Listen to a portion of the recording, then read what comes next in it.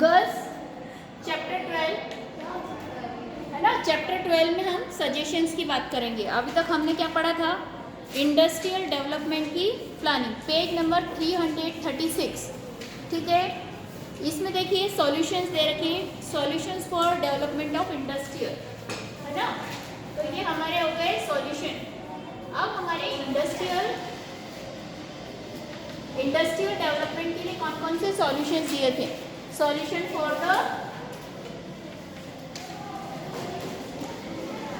For the development of industrialisation, development of industrialisation.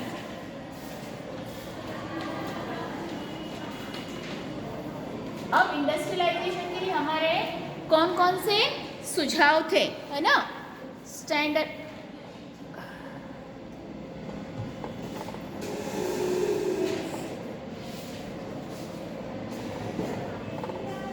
ठीक है, अब सही है ना। ठीक है, सॉल्यूशंस, है ना। तो अब हमारे यहाँ पर औद्योगिक विकास के लिए कौन कौन से सुझाव दिए थे। तो औद्योगिक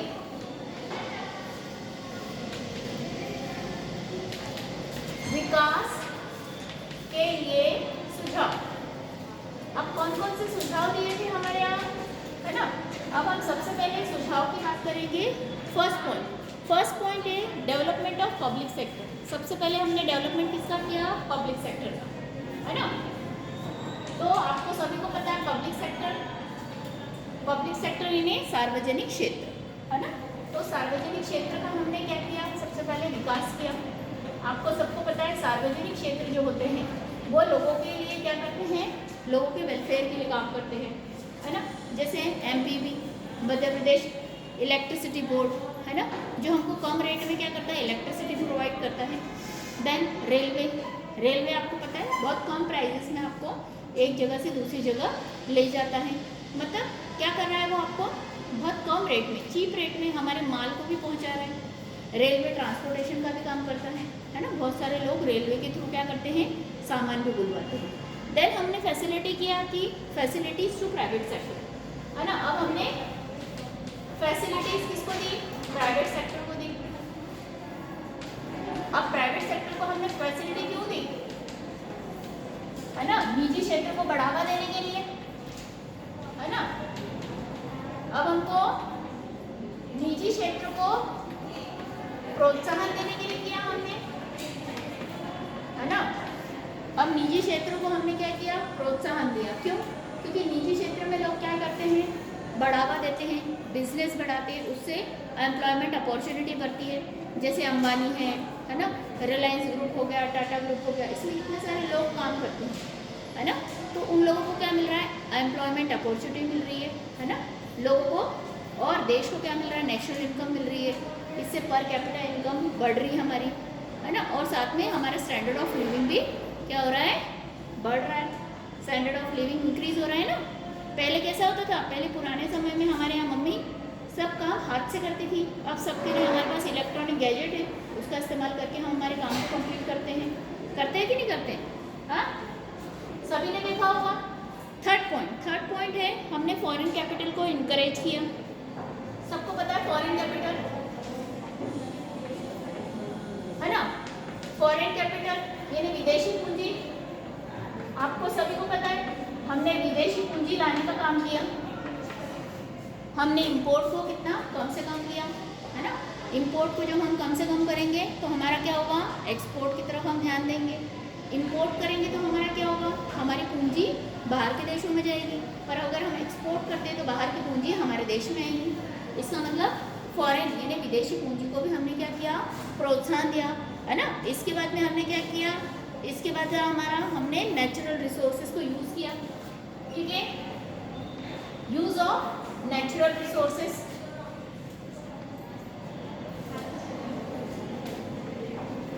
नेचुरल रिसोर्सेज हमने यूज किए, है ना। तो हमने क्या किया, प्राकृतिक साधनों का उपयोग किया।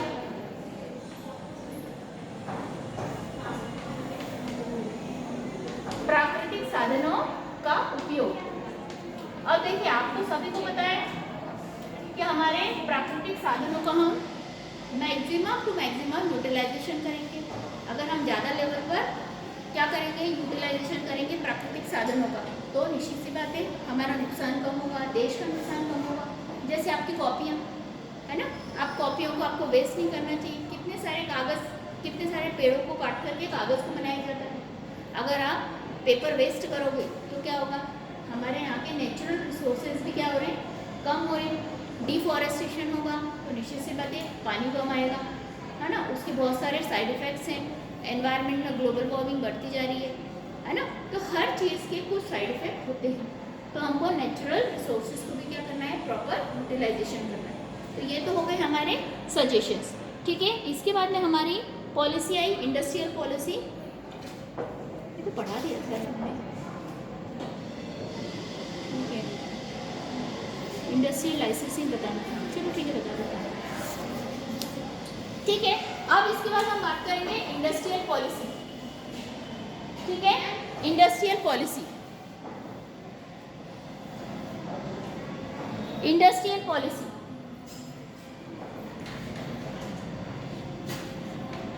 इंडस्ट्रियल पॉलिसी, ठीक।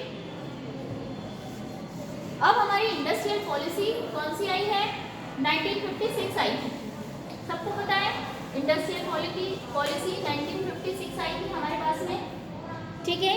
1956 में हमने इंडस्ट्रियल पॉलिसी जो शुरू की थी, जवाहरलाल नेहरू ने शुरू की थी, है ना। उस समय हमने बहुत सारे क्या काम किए थे, बहुत सारे डेवलपमेंट के काम किए, है ना। अब उन सारे डेवलपमेंट के बाद हमारे यहाँ पर क्या है, छोटे छोटे small and cottage industries start की, है ना। हमारे यहाँ पे क्षेत्रीय विभाजन था, उसको दूर किया, और हमारा फोकस पॉइंट क्या था कि हमारे यहाँ का डेवलपमेंट।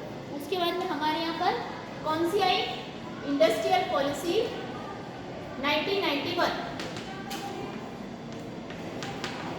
इंडस्ट्रियल पॉलिसी 1991, ठीक है।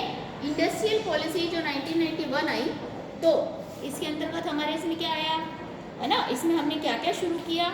सबसे पहले हमारा मेन ऑब्जेक्ट क्या था, हमारे इंडस्ट्रीज़ पे हम फोकस करें, है ना, कि हमारी इंडस्ट्रीज़ को हमको क्या करना है और आगे बढ़ाना है ना। इसके साथ साथ हमने क्या किया, उस समय लाइसेंसिंग नीति बनाई, है ना। लाइसेंस फ्री किए, बहुत सारे उद्योगों में हमने लाइसेंस फ्री कर दी है। तो इसके लिए हमने बहुत सारे काम किए। सबसे पहले हम बात करेंगे लाइसेंसिंग, इंडस्ट्रियल लाइसेंसिंग।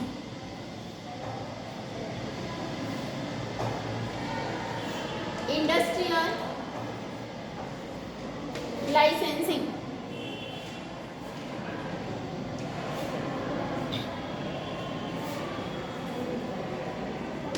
है ना। जैसे आपको गाड़ी चलाने के लिए लाइसेंस लगता है ना, वैसे ही उसी तरीके से आपको बिजनेस चलाने के लिए, बिजनेस को रन करने के लिए भी क्या लगता है, लाइसेंस लगता है। तो औद्योगिक लाइसेंस, अब हम बात करेंगे औद्योगिक लाइसेंस,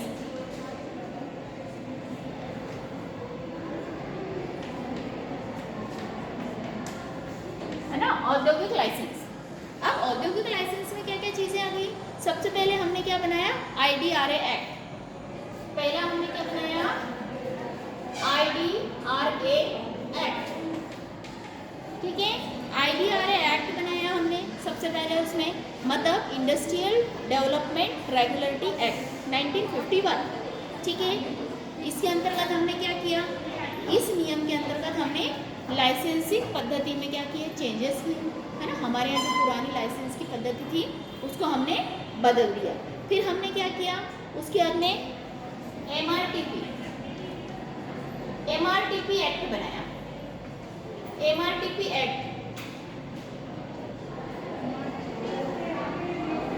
1951 में आया हमारा IDRA, है ना। उसके बाद में हमने 1969 में क्या बनाया, MRTP यानी कौन सा एक्ट बनाया हमने, मोनोपोली रिस्ट्रिक्टिव प्रैक्टिसेस, है ना। मतलब हमने एकाधिकार जो था, है ना, एकाधिकार या प्रतिबंधात्मक व्यापार अधिनियम बनाया, जिसमें हमने कहा कि भाई एक ही व्यक्ति का एकाधिकार नहीं रहेगा, एक ही व्यक्ति प्रोडक्शन में नहीं जाएगा। अगर एक ही व्यक्ति प्रोडक्शन करेगा तो क्या होगा, पैसा वो जितना बोलेगा उतना ही देना पड़ेगा। अगर सपोज करो एक कंपनी है जो डस्टर बना रही है ना, अगर वो अकेली डस्टर बना रही है तो वो कितने भी रुपए हमसे ले सकती है। पर अगर 4-5 कंपनियां डस्टर बना रही है तो हम क्या कर सकते हैं, उनसे बार्गेनिंग कर सकते हैं और हमको वो रिजनेबल रेट में उसको कंपटीशन करना है ना, कंपटीशन होगी ना। जब एक ही कंपनी एक वस्तु को बनाएगी तो क्या करेगी, उसका एकाधिकार हो जाएगा, मोनोपोली हो जाएगी, और वो उतने पैसे जो मांगेगी उतने हमको देना पड़ेंगे। तो हमने ये भी ख़त्म किया 1969 में। फिर हमने औद्योगिक लाइसेंस नीति बनाई, है ना। कौन सी बनाई, इंडस्ट्रियल पॉलिसी। इंडस्ट्रियल पॉलिसी आई हमारी इसके बाद में, कौन सी, 1991, है ना। अब ये 1991 की इंडस्ट्रियल पॉलिसी में हमने क्या किया, इसमें हमने जितने खतरनाक रासायनिक पदार्थ थे या हमारे यहाँ पर जितने भी टाइप के केमिकल थे, केमिकल प्रोडक्ट थे जो हमारे एनवायरनमेंट को क्या कर रहे थे, हार्म पहुँचा रहे थे, उन पे सब पे हमने क्या कर दिया, प्रतिबंध लगा दिया। ठीक है। इसके बाद में हमारा आया विदेशी विनिमय, यानी फेमा, है ना। इसके बाद हमारा क्या आया, फेमा 2000। इसमें हमने विदेशी व्यापार नीति को क्या किया, प्रोत्साहन दिया। विदेशी व्यापार नीति में मतलब हमने विदेशों में क्या किया, हमने बिजनेस को शुरू किया, जिससे क्या हो कि ये फेमा पूरे देश में लागू हो जाए, भाई हम पूरे देश में कहीं पर भी कोई भी व्यापार कर सकते हैं। तो ये हो गया हमारा ग्लोबलाइजेशन। इसके बाद में हमारा आया MRTP एक्ट, 5वां MRTP एक्ट आया 2002 में। ठीक है। अभी 2002 में जो हमारा MRTP एक्ट आया, इसके अंतर्गत हमने क्या किया, हमारे यहाँ पर जो प्रतिस्पर्धा थी, है ना, इस कानून में हमने क्या रखा कि उद्देश्य हमारा था कि जो प्रतिस्पर्धा है, जो कंपटीशन है, तो वो कैसे हो जाए, हेल्दी कंपटीशन बन जाए, लोग आपस में हेल्दी कंपटीशन करें, जिससे किसी भी बिजनेस को नुकसान ना हो। अगर ऐसा कंपटीशन है कि भैया सामने वाले को हमको क्या करना है, पूरा उसका बिजनेस खत्म करना है, तो ऐसी किसी की सोच ना हो। तो इसके अंतर्गत बहुत सारे कानून बनाए गए, जो प्रतिस्पर्धा के लिए कानून बनाए गए, जिसमें आप कोई भी ऐसी इलीगल एक्टिविटी नहीं कर सकते हैं। ठीक है। इसके बाद हम बात करेंगे पब्लिक सेक्टर। ठीक है। पब्लिक सेक्टर आपको सबको पता है सार्वजनिक क्षेत्र होता है ना। पब्लिक सेक्टर को क्या बोलते हैं, सार्वजनिक क्षेत्र, जो पब्लिक के लिए बनाया जाता है ना। तो ये हो गया हमारा पब्लिक सेक्टर। पब्लिक सेक्टर इन्हें सार्वजनिक क्षेत्र। अब सार्वजनिक क्षेत्र आपको सभी को पता है, वो क्षेत्र जहाँ पर गवर्नमेंट के हाथ में, गवर्नमेंट उसकी ओनर होती है, गवर्नमेंट उसको मैनेज करती है और गवर्नमेंट का ही इस पर कंट्रोल होता है, वो सारे क्या कहलाते हैं, हमारे क्या कहलाएंगे, पब्लिक सेक्टर, है ना। जिसमें सारा काम कौन करती है, गवर्नमेंट करती है। जैसे इंडियन ऑयल आज भी गवर्नमेंट का है ना, जो कि ऑयल सप्लाई करता है हमको। ठीक है। कौन सा ऑयल, पेट्रोलियम ऑयल, है ना। जो पेट्रोलियम पदार्थ होते हैं वो वही हमको प्रोवाइड करते हैं, जैसे पेट्रोल है, डीजल है। ठीक है। सबको पता है इंडियन ऑयल का। ठीक है। इसके बाद अब इनके क्या उद्देश्य थे, इनके ऑब्जेक्ट थे। सबसे पहला इनका ऑब्जेक्ट था कि वाटर, इलेक्ट्रिसिटी, कम्युनिकेशन, ये इसकी सबकी फैसिलिटी कैसे मिले, पब्लिक को मिले, पर कम रेट में मिले, है ना।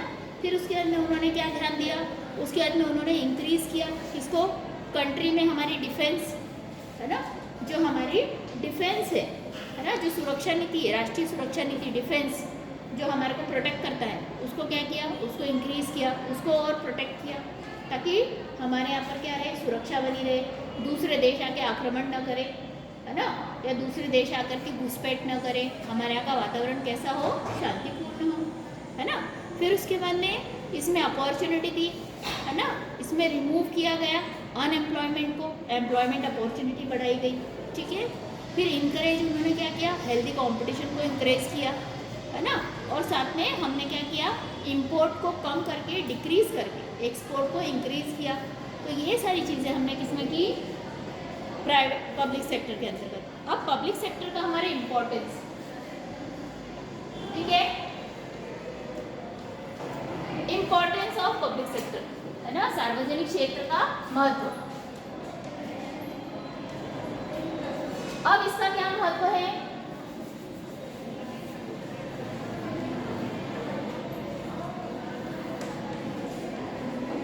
Importance of public sector. अब पब्लिक सेक्टर का हमारे क्या महत्व है, सबसे पहले हमने क्या किया, रीजनल डेवलपमेंट पे ध्यान दिया। सबसे पहला क्या था,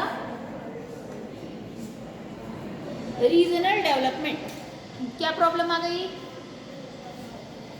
कोई प्रॉब्लम है क्या? आपस में बातें नहीं करना है बेटा, ये मैं अपने लिए पढ़ा रही हूँ क्या? आप लोगों के लिए है ना, पढ़ाने का काम आप ही लोगों के लिए हो रहा है ना। कि why are you talking, keep quiet. अब हमने क्या किया, सबसे पहले रीजनल डेवलपमेंट पे ध्यान दिया। रीजनल डेवलपमेंट यानी हमने क्षेत्रीय विकास पर ध्यान दिया, है ना। अब आप लोगों को पता है क्षेत्रीय विकास क्या होता है, कि हर क्षेत्र का विकास हो, है ना। कोई सा भी क्षेत्र हो, सार्वजनिक क्षेत्र हो, चाहे वो मध्य प्रदेश का हो या मध्य प्रदेश के बाहर का हो। मतलब हमने क्या किया, हमने क्षेत्रीय विकास पे ध्यान दिया कि हर क्षेत्र का विकास होना चाहिए, है ना। तो हमने किस पे ध्यान दिया, क्षेत्रीय विकास। दूसरा पॉइंट है हमारा, क्षेत्रीय विकास के साथ साथ हमने किस पे ध्यान दिया, हमारा बेसिक इंफ्रास्ट्रक्चर, है ना। हमने किस पे ध्यान दिया, बेसिक इंफ्रास्ट्रक्चर।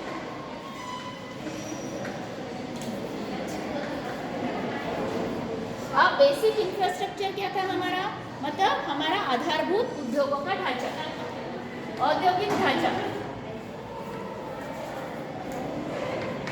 हमने औद्योगिक ढांचे को क्या किया, सुधारने की कोशिश की, है ना। अब हमारे यहाँ जैसे बहुत सारे उद्योग थे, है ना, उनको पूंजी की व्यवस्था करवाई, ठीक है। पूंजी की अरेंजमेंट करवाने के बाद में हमने और भी बहुत सारे इसमें काम किए। तो ये सारे हो गए हमारे औद्योगिक, ठीक है। इसके आगे हमने एम्प्लॉयमेंट अपॉर्चुनिटी दी, है ना। अब हमने क्या किया, एम्प्लॉयमेंट यानी रोजगार का सृजन किया, है ना। सार्वजनिक क्षेत्र का महत्व क्या था, सार्वजनिक क्षेत्र ने एम्प्लॉयमेंट दिए, लोगों को रोजगार दिए, है ना। और लास्ट पॉइंट है आपका इसमें, इन्होंने डिफेंस यानी हमारी सुरक्षा की तरफ, देश की सुरक्षा की तरफ ध्यान दिया, है ना। क्योंकि देश की सुरक्षा भी जरूरी है। अगर देश की सुरक्षा होगी तो क्या होगा, हमारे आगे आने वाले फ्यूचर में हमको परेशानियां नहीं होगी और हमारे देश में शांति बनी रहेगी। तो आज के लिए हमारे टॉपिक को हम यही क्लोज करते हैं। नेक्स्ट टॉपिक में आगे का चैप्टर डिस्कस करेंगे।